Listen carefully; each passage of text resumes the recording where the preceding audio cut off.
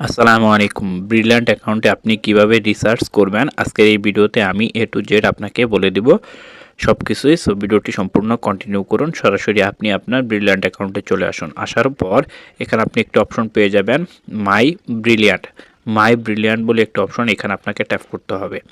So এখানে আপনি tap করুন। অ্যাড ব্যালেন্সে ট্যাপ করার পর এখানে আপনি দুটো অপশন পেয়ে যাবেন, research amount and refer. So আপনি রিসার্চ অ্যামাউন্ট এই অপশনটিতে ট্যাপ করে আপনি যত টাকা রিসার্চ করতে চাচ্ছেন সেই টাকার অ্যামাউন্ট আপনাকে বসিয়ে নিতে হবে। সো আপনি এটি বসিয়ে নেন।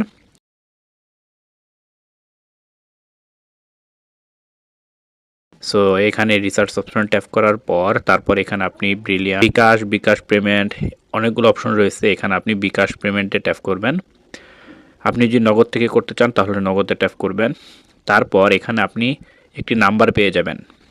এখানে আপনি সেই নাম্বারটি দেবেন যে বিকাশ থেকে আপনি রিসার্চ করবেন, যার বিকাশ থেকে আপনি রিসার্চ করবেন তার নাম্বারটি আপনাকে এখানে টাইপ করতে হবে।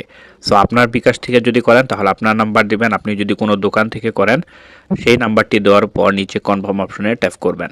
সো কনফার্ম অপশনে ট্যাপ করুন। ট্যাপ করে যে বিকাশ থেকে আপনি রিসার্চ করবেন সেই বিকাশে একটি পিনকোড চলে যাবে, সেই পিনকোডটি আপনাকে এখানে ডায়াল করতে হবে।